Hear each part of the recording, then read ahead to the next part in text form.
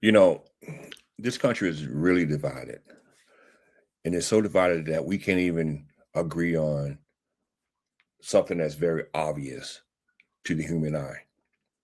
And that is this guy was executed on the streets of Minneapolis. Was executed. No ifs, ands, or buts about it. He was executed. The guy was not threatening to any agent or any so-called law enforcement. The guy was a legal gun owner who had the Second Amendment right to carry. He had a carry permit, and he was not threatening anyone. He was not pointing his weapon at anyone. But if you listen to the government, they are telling you that this guy was a terrorist. He went there to harm someone with his gun, which is not true. If you're an American and you really are honest, you would see that. But this country is so divided that you have the right perspective and you have the left perspective. And it's like, why? We are so far down this rabbit hole now that we live in a country where we don't even know what the truth is anymore. There is no honesty. But we have a church on every corner. Everybody want to say we are Christian as they sit there and lie to you. And that's the sad thing about this whole situation. We invoke God while lying to the American people. So I got two clips. And one of the clips I did play yesterday, but I have another clip from the lady who was filming this from the opposite side against the wall. Her footage is out. And you get a better view of what's going on. You get a better view of when the shooting the execution really took place.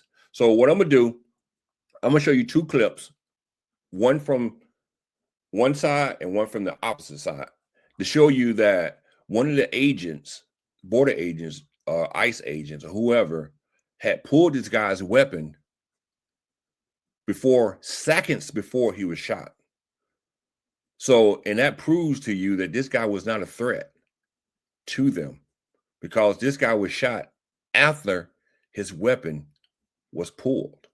So let me play the first clip now, and we'll talk about it as I play it.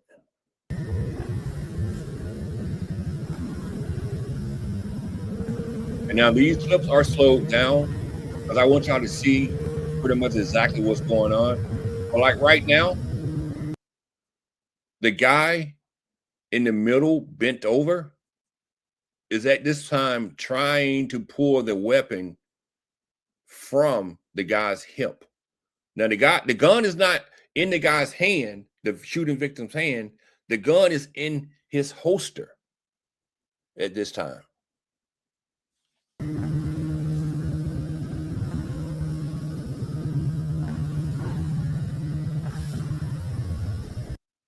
Now, like I said, I wish I had a way I can point this out and highlight this, but I'm not really, this genius when it comes to electronics. So, but the guy on the left side in the left corner is bent over, and he's the one who's actually going to pull the weapon from the guy's hip.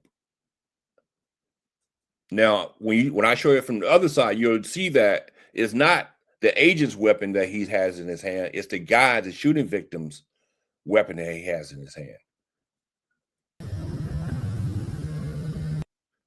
Now, the guy on the left, the gun is in his hand. That gun came from the shooting victim. That's not his gun. That's the shooting victim's gun.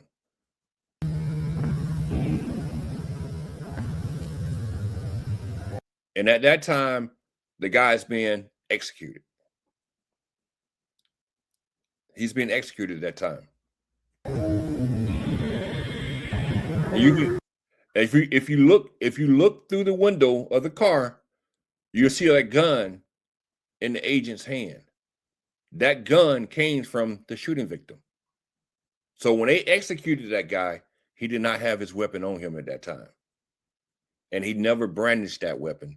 That weapon was never in the shooting victim's hand. It was in his holster on his side when it was pulled away from him.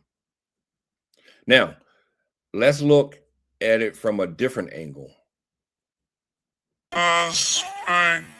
Now, this is the camera view from the lady that's against the wall that you see in the other clip. This is from her camera view. Also had 2 magazines. Now, when you look in the center of the stream, you'll see the guy with the hat on. He's the one that you seen in the other clip who pulled the gun away and turned around and walked away as the victim was being executed.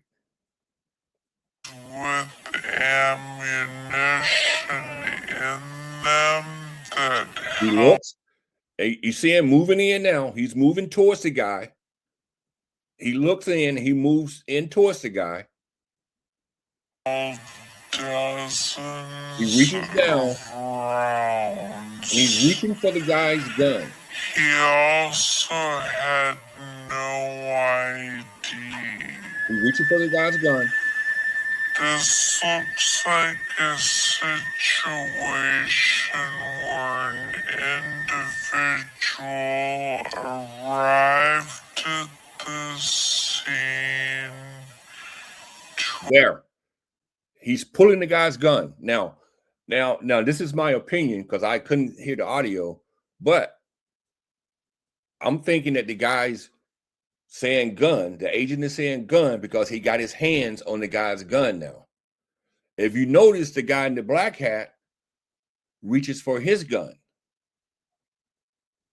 at that same time. So I'm thinking this is where this guy pulls the guy's gun out of his holster and says gun, and the other agent reacts to him saying that.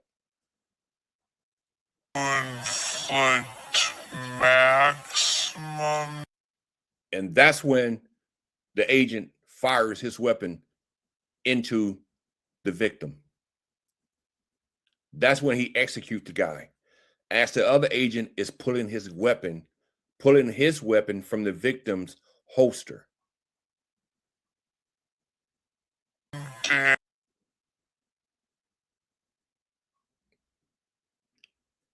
And that's when he fired the weapon. That's when he was executed on the streets of Minneapolis. The one agent was pulling the weapon from the guy's holster, and the other agent started to fire into the guy's body. That's an execution. That's murder. Nobody was threatened. One agent had the guy's weapon in his hand, as the other agent fired his weapon into the guy's body and executed him. That's crazy. And no one on the right can see that. Nobody on the right want to talk about that. That's an execution. The guy was not threatening to anyone. He did not deserve to die. He was legally carrying a firearm that he did not brandish, that he did not point, that he did not threaten anyone with.